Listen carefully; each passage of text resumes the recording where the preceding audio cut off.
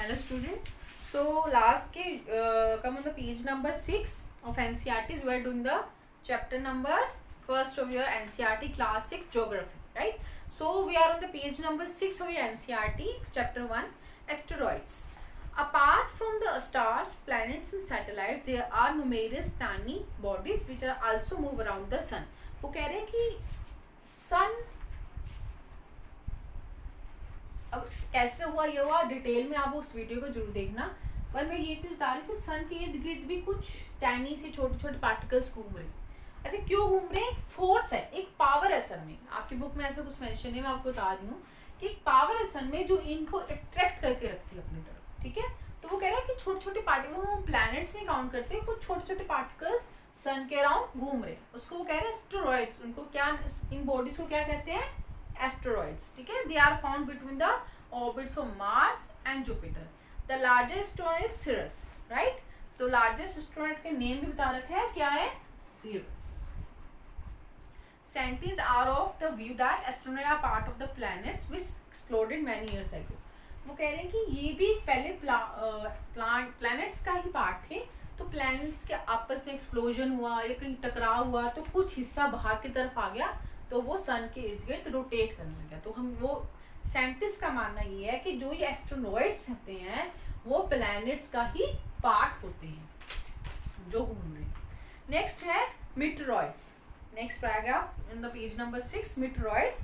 The small pieces of rocks which move around the sun are called meteoroids. ठीक है, कुछ rocks के हिस्से भी घूम रहे हैं सन के इर्द गिर्द, वो कह रहे हैं वो मीटेरॉइड्स होते हैं। Sometimes these meteoroids come near the earth tend to drop upon it. During this process, due to friction with the air, they get heated up and burn.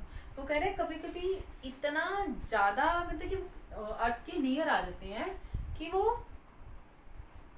अर्थ के अंदर की तरफ आके ब्लास्ट होके बर्न हो जाते हैं। तो अर्थ के आना या अर्थ से निकल के जाना, ये चीज़ भी अलग अलग नेम है, वो आपको वो सोलर सिस्टम वाली वीडियो में एक्सप्लेन करा मैंने।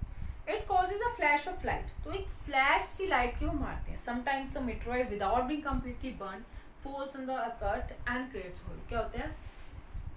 सॉरी, meteoroids आ रहे हैं तो कभी कभी तो ये अर्थ है, meteoroids अगर आ रहे हैं कभी कभी तो अर्थ को टच करके ही चले जाते हैं, कभी कभी बर्न ही हुए यहाँ पर आके आते ब्लास्ट होते हैं, कभी कभी पीछे से बर्न होके आते हैं यहाँ पर होल कर देते हैं।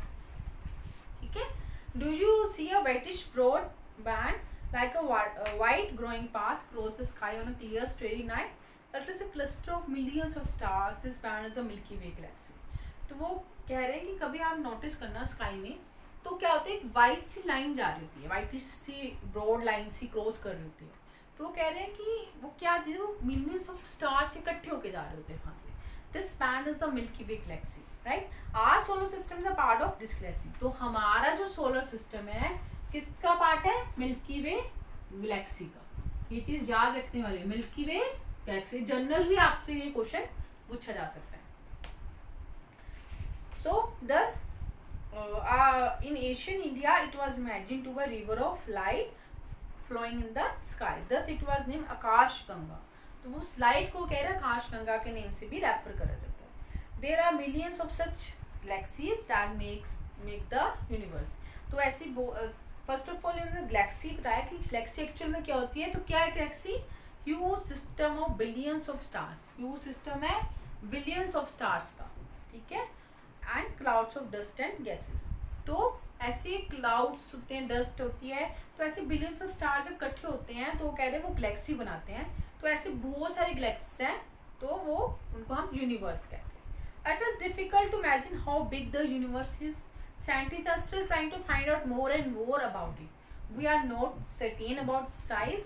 We know that all of us, I belong to this universe. कि हम सब यूनिवर्स से बिलोंग करते हैं। तो ये था आपका फर्स्ट चैप्टर, ठीक है, आपके एनसीईआरटी में था। अगर आप लोग चाहते हैं कि मैं इसके क्वेश्चंस भी डिस्कस करूं तो आप नीचे कमेंट कर सकते हैं मेरे को, ठीक है। Okay, thank you.